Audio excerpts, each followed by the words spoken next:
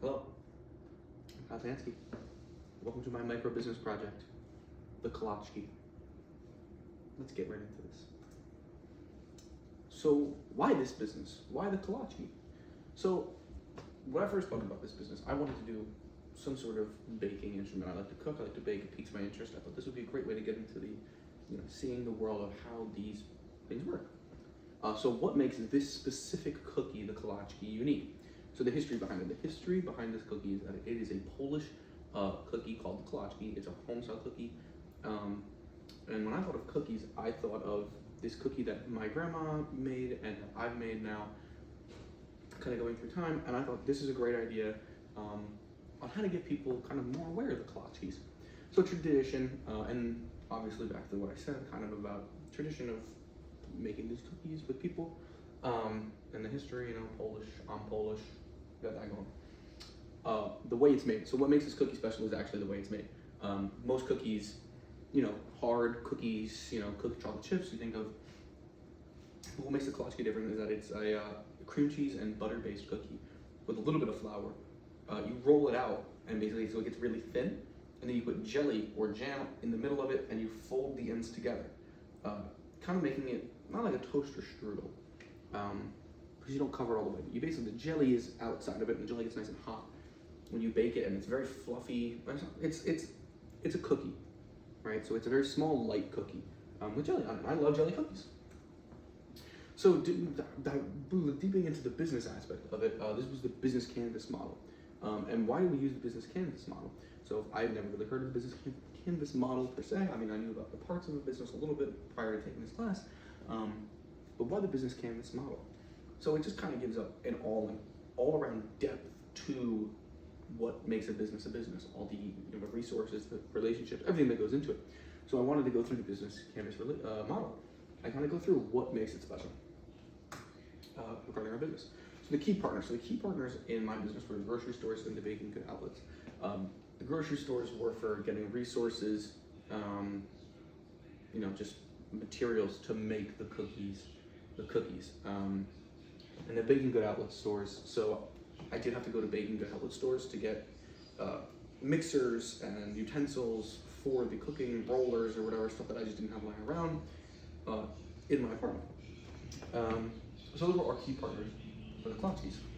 So key activities were obviously baking the Kolaczkis. Baking the Kolaczkis does take a very, very, very long time. You do have to mix multiple ingredients together and really mix them together.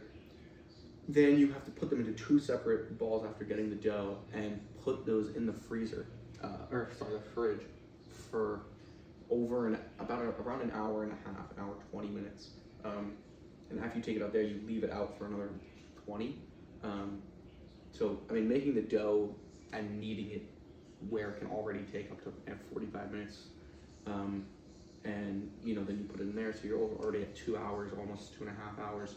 After that, you have to roll them, knead them out again, and make them very thin, and then cut them into individual trays, about 3 trays, usually, and then you cut those into inch-big squares, and then you take those all out. So it takes almost 4 hours, I would say, to make these Kolaczkis.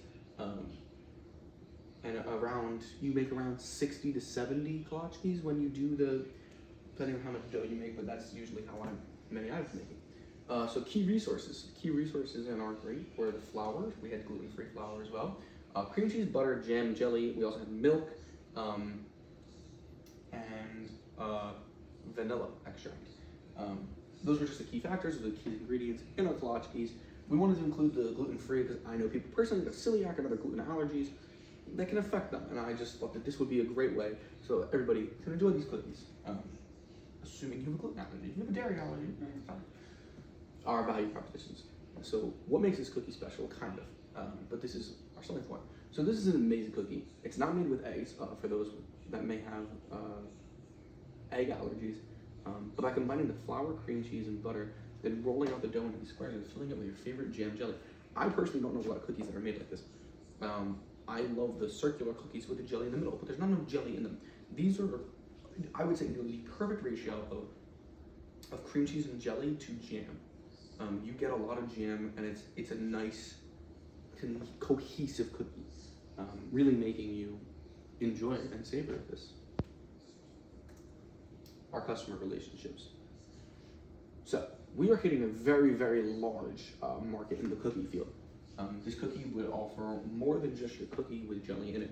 So kind of going back to what I just previously said, this cookie isn't just a regular cookie. It has its own uniqueness to it, being unique to the area of predominantly Northern Europe, I guess Eastern Europe more so. You think of a cookie. I mean, you have all these cookies in the grocery stores that are Oreos and Chips Ahoy, that they don't cover a large majority of what people might be into.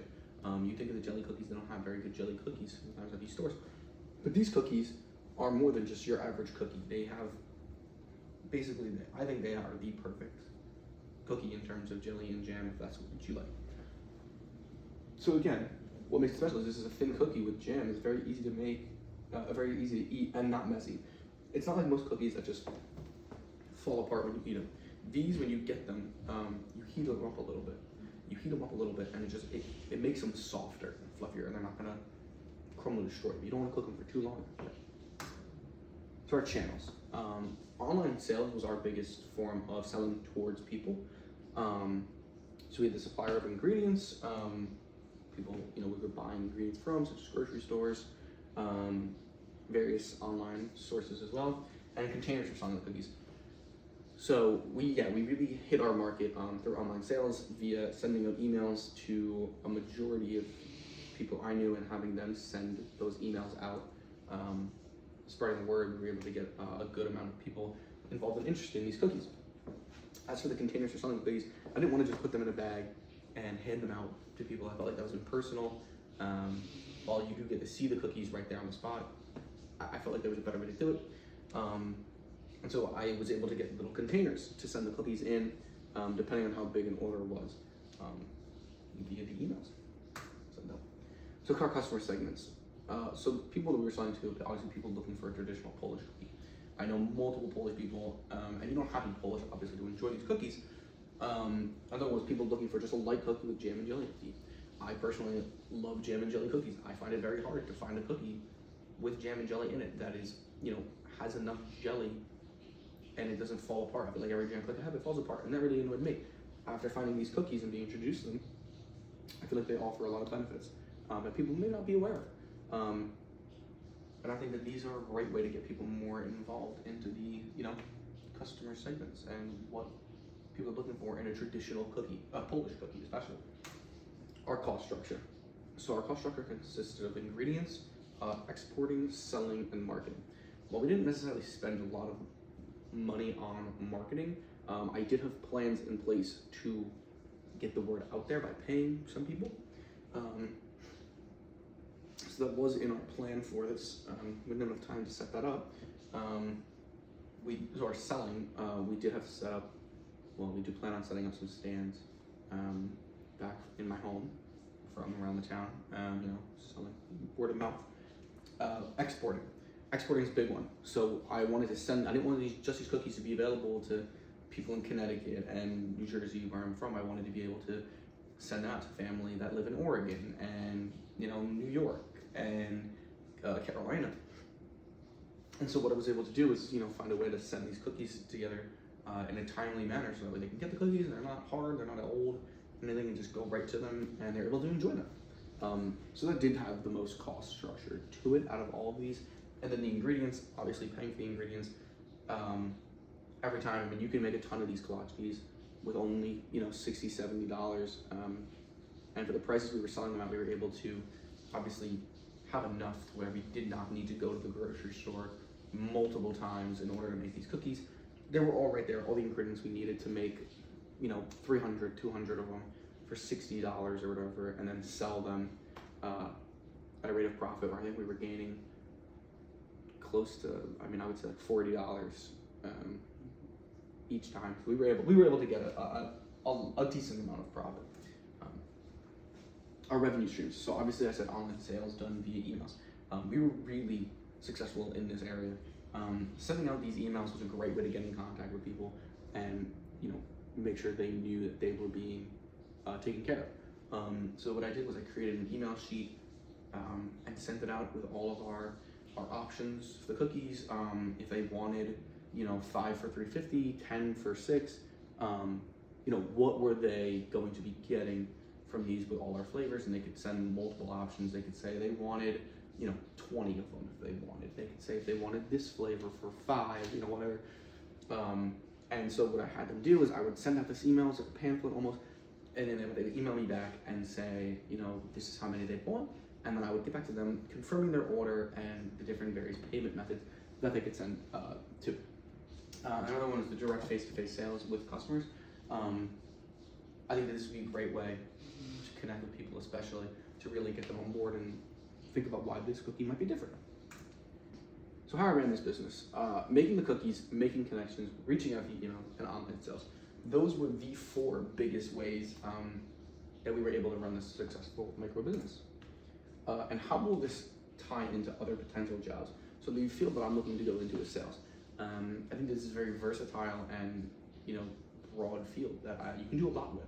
Being a good salesman, I think, is something that's very underrated, especially now. People kind of don't necessarily, they know what they want, but they don't know the ins and outs of it. And I think that being a salesman, a proper salesman, is able to connect with people and make them feel like you are listening to them and you can sell them this product. And I think that what was great about this micro business was that towards the end it really makes you put yourself out there and really want to connect with people and make those sales, and even just sending the emails out or seeing people face to face really does get them a little bit more involved, and it makes the idea of selling to someone a lot easier than people I think may think it through. And so I think that this is a great way to tie into other potential jobs, and my area of wanting to be in sales. I think this really did put it on the head, but I think giving an overall look into every aspect of it. I mean, how do you market to people? How do you sell to them? There's a lot that went into it from all areas of business. How do you finance it? How do you make sure you have profits and your revenue? All of this really played into it. And I think this can tie into a multitude of jobs. And I think that's what makes these micro businesses special. So thank you for checking out the Kolaczki. That is all I have. Again, my name is Kyle Tansky, and this was our business, the Kolaczki.